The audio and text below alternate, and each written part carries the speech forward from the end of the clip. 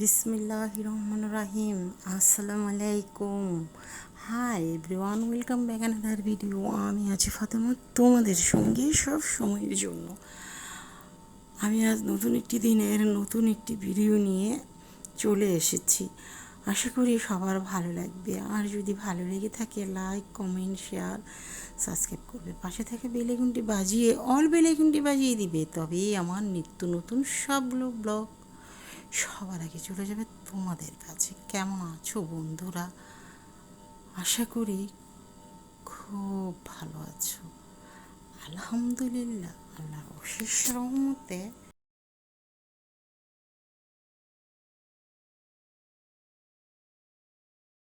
আমি ভালো আছি। বন্ধুরা, নিজেরা নিজেদেরকে ভালো রাখবো, চারপাশের মানুষগুলোকে ভালো রাখবো, নিজেদের বাচ্চাগুলোকে ভালো মন্দ বুঝাতে হবে। খারাপ নামাজ কালাম কোরআন এগুলো পড়তে হবে, খারাপ জিনিস বর্জন করতে হবে। এই তো আমি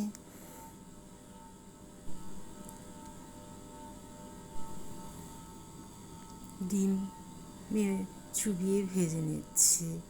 কাবাবগুলো আমি নিজেই করেছি। কেউ যদি দেখতে চাও আমার চ্যানেলে দেওয়া আছে, আশা করি দেখে আসবে যদি ভালো লেগে থাকে। এই তো ডিম দিয়ে ভেজে নিলাম স্বামী কাবাব। আর কাবাবগুলো অনেক মজার ছিল। আর কাবাব ভাজতে হবে ডুবো তেলে, প্লাস আঁচ নিবু নিবু করে। এখানে আমি পেঁয়াজ আলু ভেজে নিয়েছি। তারপর একটু একটু করে হলুদের গুঁড়ো, মরিচের গুঁড়ো, ধনিয়ার গুঁড়ো, কারণ মশলা বেশি খাওয়া আমার নিষেধ, দিয়ে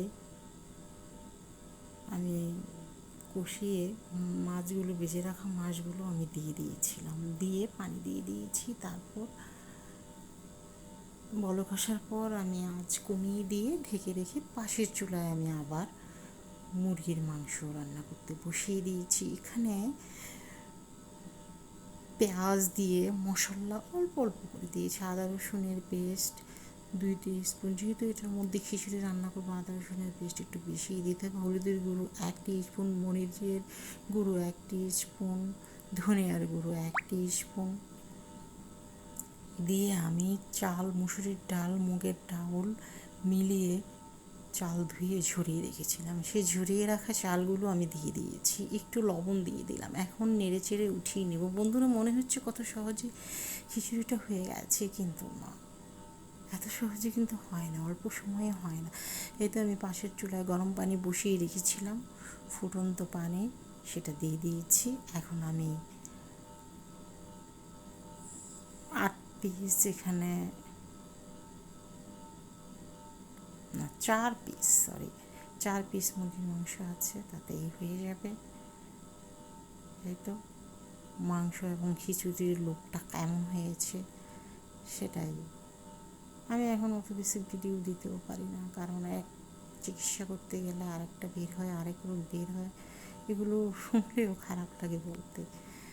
তারপর গুছিয়ে গাছিয়ে রান্না করে নাস্তা খেয়ে নিলাম। নাস্তা খেয়ে করলা ভাজি বসিয়ে দিলাম। জাস্ট পেঁয়াজ রসুন কুচি করে তেল দিয়ে, 1/2 কাপের মতো তেল দিয়ে করলা, আলু করলা ধুয়ে ঝরিয়ে রেখেছি, মুরগির ফ্রাই, থাই সবজি, এগুলো হচ্ছে উল্টিয়ে দিয়েছি কেন, একটু সেগুলো হবে না, চামচ দিয়ে আমি নাড়ি না, আমি চামচ দিয়ে রান্না করে নাড়লেই তিতো হয়ে যায় মাংস দিয়ে খিচুড়ি।